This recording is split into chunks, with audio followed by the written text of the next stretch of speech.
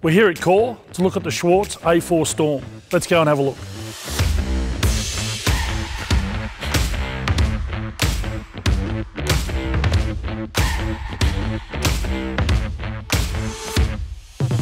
The Schwarze A4 Storm also has two large rear polymer storage compartments located on either side of the truck. Most other trucks, it's an aftermarket fit. The great thing on the Schwarze A4 Storm is that it comes standard.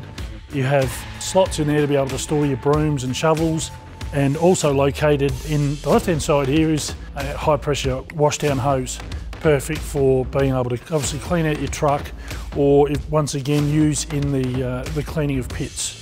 The size of the toolbox allows for versatility to be able to keep your blower or your garden tools respectively in a safe, concealed, tidy area that gives you full access when required.